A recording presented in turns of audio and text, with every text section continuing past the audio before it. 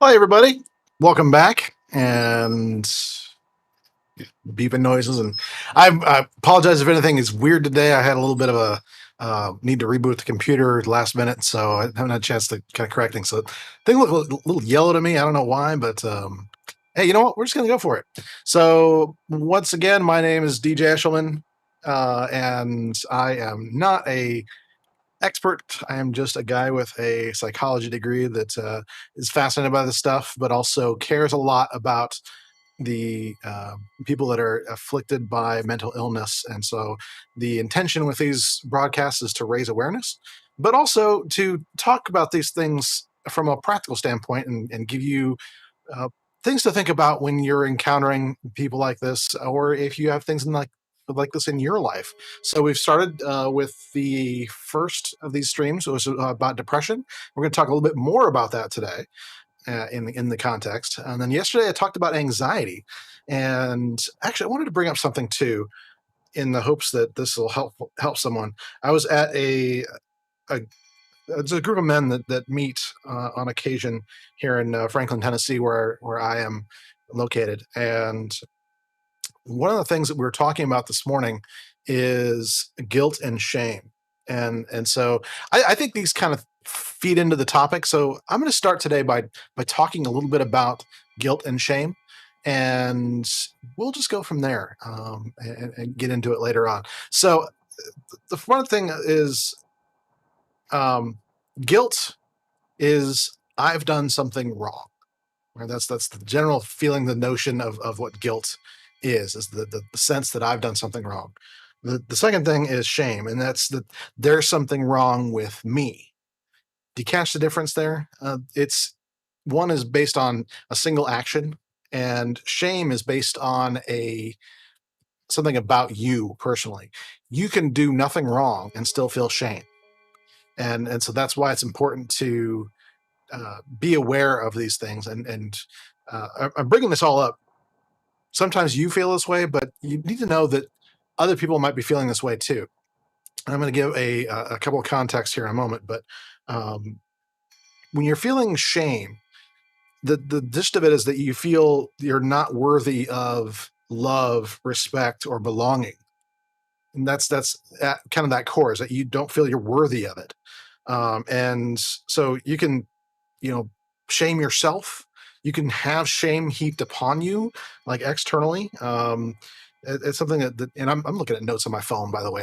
I took notes this morning at my meeting. That's why I'm looking down, just to be clear about that.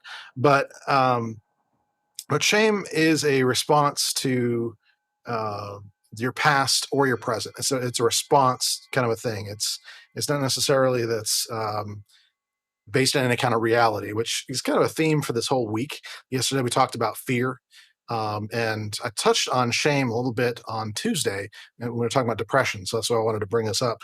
But the other thing that really stood out to me this morning was that social shaming that we're seeing a lot of right now. I am very, very concerned about the method of shaming on social media and what that's doing to us as a society.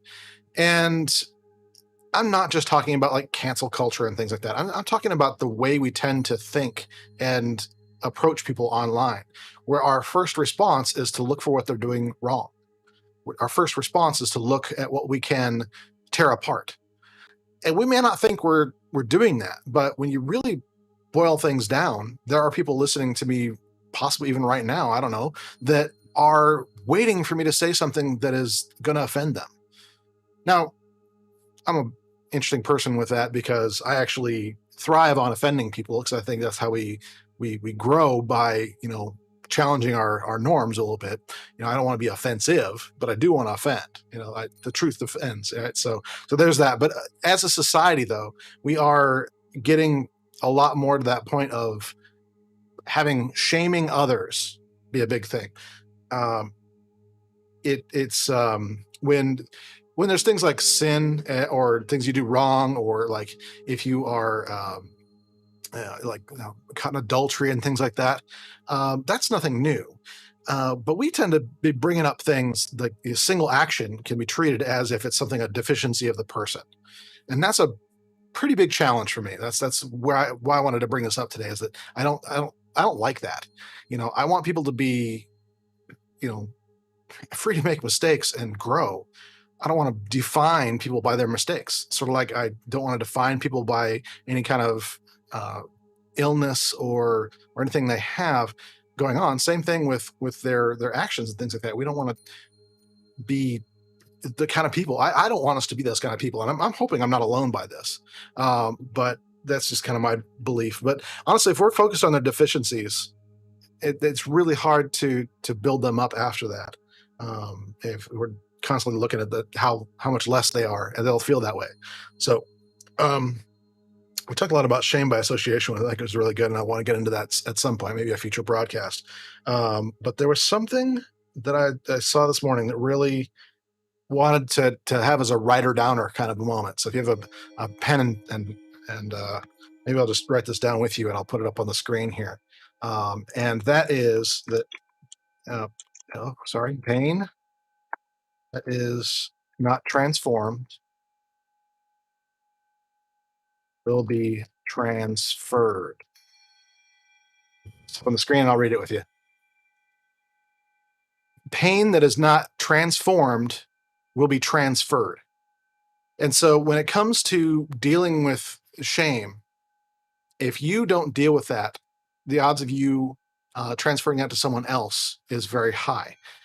Same thing with a lot of other things. If you just feel guilt about something, or if you're just in a place where you just kind of become a mean person, for whatever reason, that pain can be transferred to someone else, which is not fair. That's not good. We don't want to. I don't want us to see us be these people. And so I wanted to speak out that quote this morning. I thought that was really, really good. That pain that is not transformed will be transferred.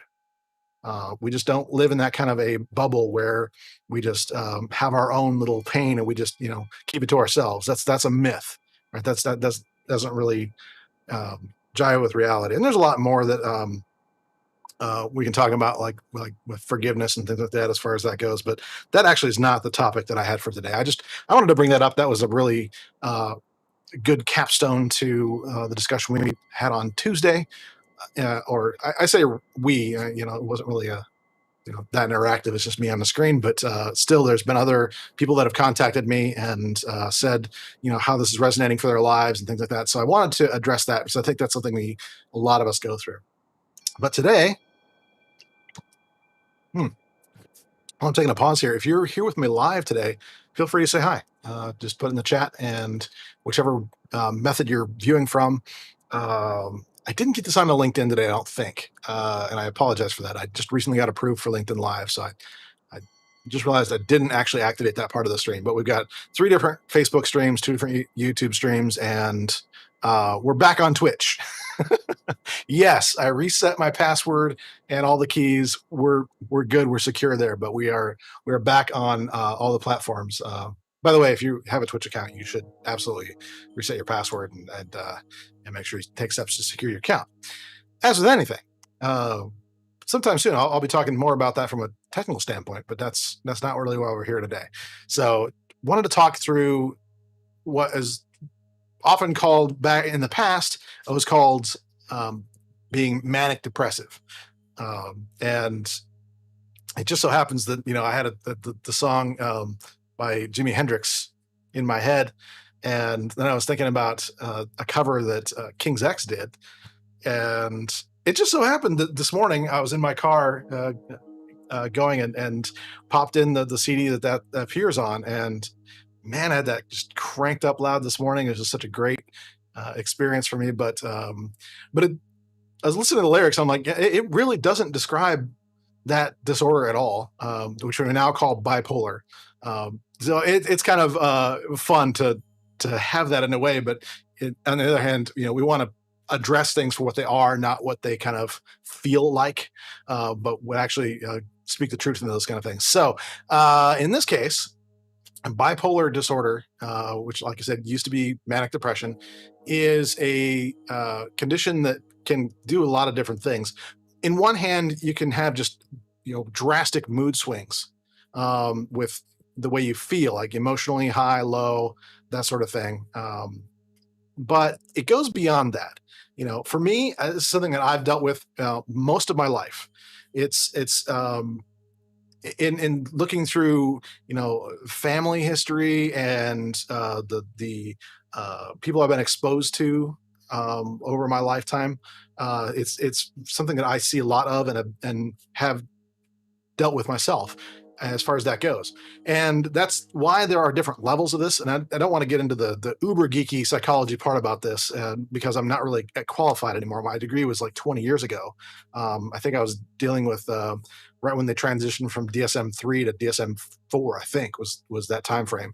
And at that time, they were kind of nailing down, okay, different levels of bipolar and that sort of thing. And how can we um, define when it's just an episodic thing? How close are they to get the shifts together? How much is it a lifelong condition? That sort of thing. And it really kind of is running the gamut as far as that goes. So again, just to reiterate with depression, that can be a mood element to depression where it is very much a uh, yeah, just in a melancholy kind of mood or feeling anhedonic. I can speak today, but it also can mean, in my case especially, that you can be joyful and happy, but at the same time you just don't have a lot of energy, and just things are a challenge for you, and you're not experiencing the kind of things you have in the past, and so that can be a kind of a depressive state. On the other side of that is mania, that manic or sometimes it's called hypomania, depending on what you're experiencing exactly. But it's what I would call it is a non-euphoric high state. In other words, it's not like you're just floating and everything's great. It's more like, I need to do all the things right now. And so in my case, my history with this is that I I'm aware of cycles, and um, this year has been a little unusual because I was fully expecting to come out of a depressed cycle and didn't. And that's where I've been. That's what kind of set some alarms off my head because I'm so used to it. Usually when I'm feeling a little down and low energy, I'm like, yeah, this is just a cycle. I'm just going to work my way through it. There'll be another, normalcy. And then if I could draw, I should probably draw this out on the screen as far as how this goes. But if you can picture depressed down here and then normal here, and then kind of a manic state here, that's what I tend to go through. And so I will cycle through these, and it varies, but I tend to cycle through these you know about every month and a half or so. 2 months is tends to be the cycle with that. And it really is about mental exercises to try and keep that from getting too much on the manic side and too far on the depressed side, and keep it in the middle as much as I can. Because the thing we haven't talked about is that manic response, that um, like I said, some people define it as euphoric. I actually disagree with that assessment most of the time. You can get really irritable when you're in a manic state. You can, for me, I don't sleep well. My mind is just going, going, going, going, going, going, going. This will happen when you're depressed too. It can. That's kind of one of the traits, by the way, is why they're kind of a similar kind of thing. You can be just straight depressed and straight manic, or bipolar. It is a thing. But the it's the type of swings when you're in the manic swing. In cases like mine, sometimes it'll affect the decision making. One of the more common things that I've experienced and I've heard from a lot of people that are bipolar is that they're much more likely to purchase something that they later regret when they're in a manic state. And I know some of you viewing this are in that kind of marketing kind of standpoint. And so I'm just going to say this as carefully as I can, but still say it. And that is that be cautious of over emotional manipulation, because you can actually stimulate people to think they need to take action when they really shouldn't. That can happen, and so that's kind of the what irritates me sometimes is when you're kind of Yeah, you want to sell from the heart and that sort of thing. Yeah, I get that, but there are times when that button is pushed way too effectively, and for a manic person, they're much like a, they've already given you a credit card halfway through it, that sort of thing. It's not always good, but anyway, that's a thing. But I wanted to explain more about that too. So there's other things that I've experienced and seen as far as like I said, there's multiple levels. I just looked this up, and there's actually um, four different distinct types, with the fourth being kind of a generalized bipolar with a lot of different examples to it. And so let me put this up on the screen again. I'll just do that because you know what? Why not? It'll be fun. And if I can choose the right screen, hopefully I'm choosing the right screen. Otherwise, you'll be seeing just a desktop. Okay, we're good. So yeah, bipolar one is that you've had an episode that is followed by another episode, uh, and I haven't talked about the break from reality part of this. This is something that I've seen, um, and it's something that is more common in just straight manic patients. There's a line once again between that and schizophrenia, but that can happen. So, but it's not a um, there's lengths of time and things like that to say that this is a straight disorder. And bipolar 2 is it kind of similar, but it's that you've never had a full-on manic episode. You might have, in if I were to diagnose myself, I would say I'm more likely to be bipolar 2, just because I just have these cycles, but I don't go, full on into a completely manic state where there's kind of a dissociation and kind of a break from um, full on reality. I guess you could say it's a harsh thing to say when you really uh, put it that way, but it's kind of true. Um, and yeah, the other hard to pronounce words and disorders and things, like I said, things have changed. Um, but there's the 2 year cycle thing with cyclothemic, oh gosh, where it's just a those cycles. But there's other things that you can be as well. Um, and some are induced by other conditions. Like it's not just necessarily just a an imbalance thing. It's um, yeah. I'm explaining this poorly, and I actually need to get on with it here. So let me pause that for a second and get down to a couple of things I wanted to tell you about mania, and tell you a quick story about that. So um, there's a level of abnormality to being defined as having a manic episode, and usually it's a difference between a major and a minor in a lot of these kind of things. But again, it's levels of what's outside of your normal. Um, but a lot of things that I've seen with people that are diagnosed either manic or bipolar, um, you can have a dissociation with reality. And this can happen. This absolutely happens. I don't know what this is all about. But this is the like I said, one of the things that's most common that you see is some poor decision making. And the reason I wanted to bring that up is to say that a lot of times when you're working with someone that is bipolar, you'll see them make decisions that don't make any sense. And it's really important, if you're seeing these kind of signs, uh, to be sensitive to that sort of thing, and notice that um, there could be things in their life that are out of balance, and watch for a return.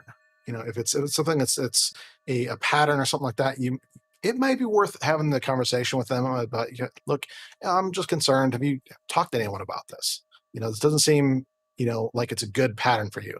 I've unfortunately had friends that um, went down a sexual path with this. Um, there's tragic stories out of that sort of thing where they just do things that are out of their normal pattern. And that's what mania can do, is it can get to the level where you aren't another person. Like, you don't have like a dissociative disorder, or what I used to call multiple personality. You're still you, and you're still very much aware, but you are now making choices and doing things that are way outside the norm that you're convinced are appropriate. Um, and so whether that's going out and buying a nice shiny blue BMW, just kidding, kidding, um, or things like that, foolish investments, that sort of thing can be part of that. But in some cases, it can go well beyond just any of that.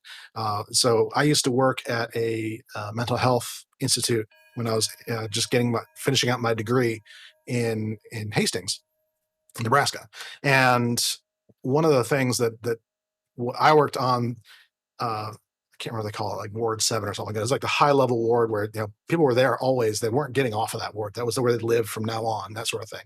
There were very serious cases, which is probably why I care so much about people addressing mental illness appropriately, is because I've seen, you know, how bad it can be.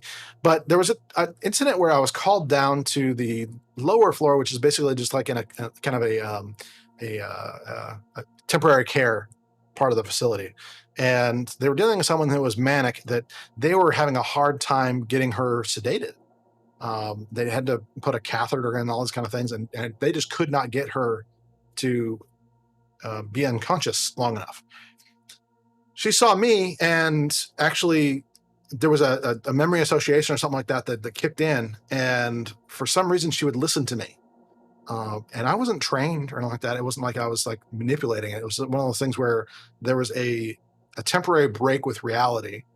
And for some reason I was able to be the one to kind of at least calm her down. And then with treatment, she was able to come back to her normal sense of self and go on. And what had happened is she had stopped taking her medication.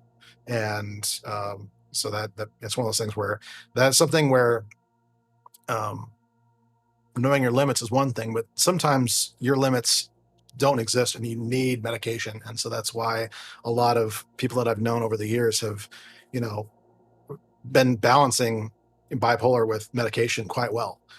And the medications have become much better. But it's really up to a professional to determine that.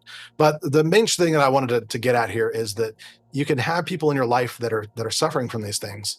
And a lot of times you may misinterpret that as, oh, they're being crazy or whatever. They're acting weird. Why are they acting weird? This is often this kind of happens sometimes with like somebody who's having a midlife crisis, for example.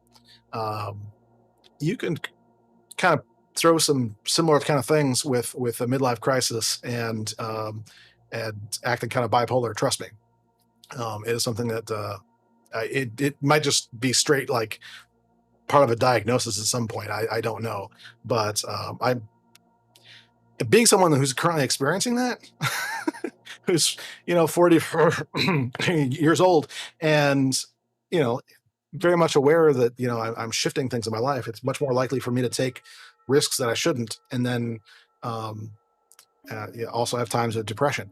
I should also mention too that in not all cases is this true, but in most cases that I've ever heard of, I've rarely heard of a time where you've done things during a manic cycle that you regret that cause a depressive cycle. That usually doesn't happen that way. There might be a point of regret when you're in a depressed cycle later, but it usually it's not like an immediate trigger in most cases. In fact, in most cases I've ever experienced or talked to, there's not really like a moment. It's usually one of those things where you can kind of see a progression up and down. And this is something that I've learned to identify in my life, and why I've learned to kind of even communicate with my wife that, look, I feel like I'm cycling up or cycling down.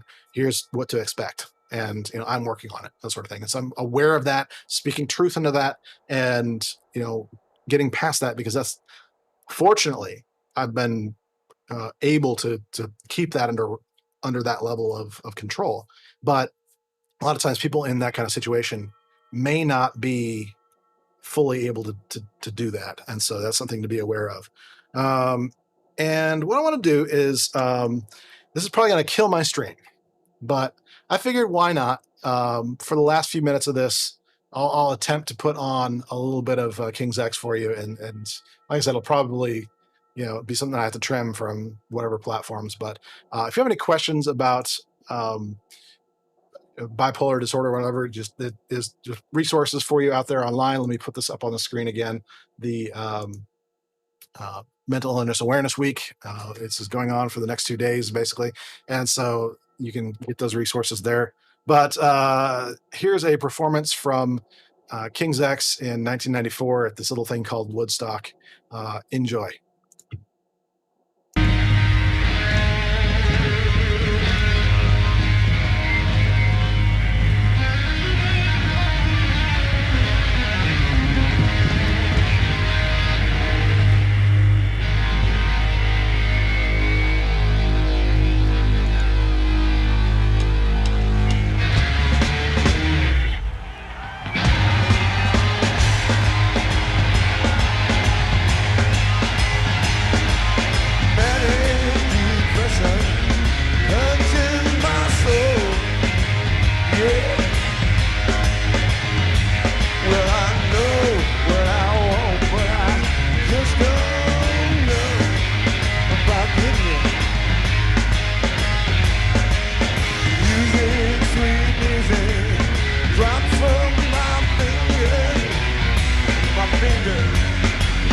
Manic Depression captures my soul, yeah. Yeah.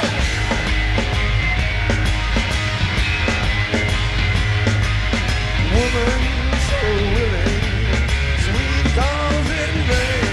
You know that, yeah. Oh. You make love, you break love, it's all insane. It's never over. Music, sweet music, wish I could caress with a kiss.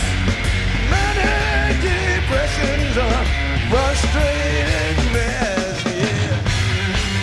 Frustrated, frustrated, frustrated, yeah, yeah, yeah.